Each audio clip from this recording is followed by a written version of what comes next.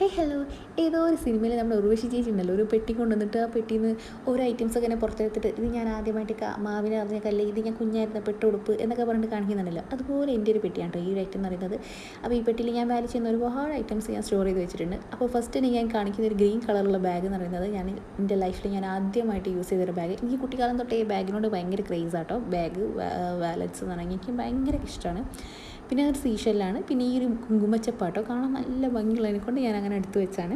പിന്നെ എന്ന് പറയുന്നത് ഈ കുഞ്ഞി ഡോളാണ്. ഇത് എനിക്കൊരു ഗിഫ്റ്റ് കിട്ടിയതാണ് കേട്ടോ. അപ്പോൾ അത് ഞാൻ വളരെ വാല്യൂ ആയിട്ട് ഇങ്ങനെ എന്താ പറയുക എടുത്ത് വെച്ചിട്ടുള്ള ഒരു ഐറ്റമാണ്.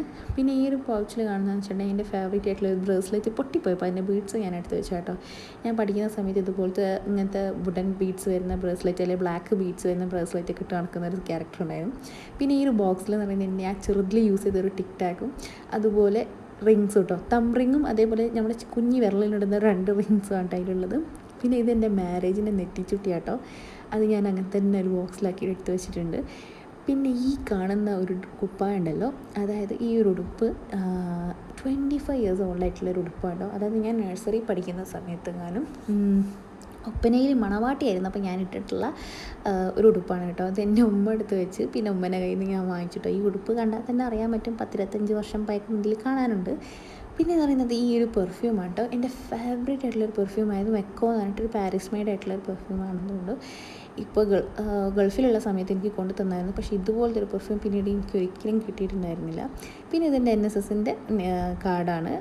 പിന്നെ എന്ന് പറയുന്നത് ഈ ഒരു ബോക്സിൽ നിറയെ സ്റ്റാമ്പ് കളക്ഷൻ ആട്ടോ. പക്ഷേ നമ്മുടെ 2008 ഫ്ലഡ് വന്ന സമയത്ത് കംപ്ലീറ്റ് നശിച്ചു പോയി. ഈ ബോക്സിൽ എല്ലാ സാധനവും ഇങ്ങനെ ദ്രവിച്ച രീതിയിൽ കാണാനുള്ള കാരണം അതാണ് കേട്ടോ. പിന്നെ ഇത് ഞാൻ ഫിലിം ഫെസ്റ്റിവലിന് പങ്കെടുത്തിട്ടുള്ള അതിൻ്റെ നെയിം ടാഗ്.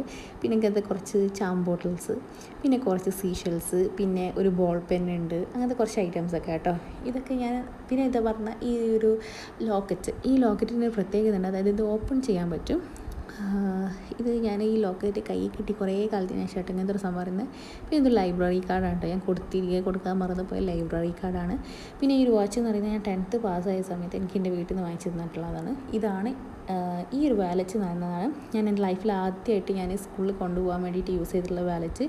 ഇതിൽ എൻ്റെയും എൻ്റെ സിസ്റ്ററിൻ്റെയും എൻ്റെ ഉപ്പൻ്റെയും ഫോട്ടോ ഉണ്ട്. കാരണം കുറച്ച് കാലം എൻ്റെ ഉമ്മൻ്റെ കയ്യിലായിരുന്നു. അപ്പോൾ ഉമ്മ വെച്ചിട്ടുള്ളതായിരുന്നു കേട്ടോ. എൻ്റെ സിസ്റ്ററിൻ്റെ ഒരു ഫോട്ടോ ഉണ്ട്. ആകെ അഴുകിയ ലെവലിൽ അയക്കുന്നുണ്ട്, പക്ഷെ എന്നാലും ഞാനതിൽ നിന്ന് ഒഴിവാക്കിയിട്ടില്ല. പിന്നെ ഇത് ഏത് മൂവിയിലെ സീനാണെന്നൊന്ന് കമൻറ്റ് ചെയ്യണം. അപ്പോൾ ഇത്രയൊക്കെയാണ് എൻ്റെ ട്രഷർ ബോക്സിലെ ഐറ്റംസ്. അപ്പോൾ ഇതുപോലത്തെ ബോക്സ് നിങ്ങൾക്ക് ഉണ്ടെന്നുണ്ടെങ്കിൽ ജസ്റ്റ് ഒന്ന് കമൻറ്റ് ചെയ്യുക. പിന്നെ ഈ വീഡിയോ ഇഷ്ടം ലൈക്ക് ചെയ്യണേ.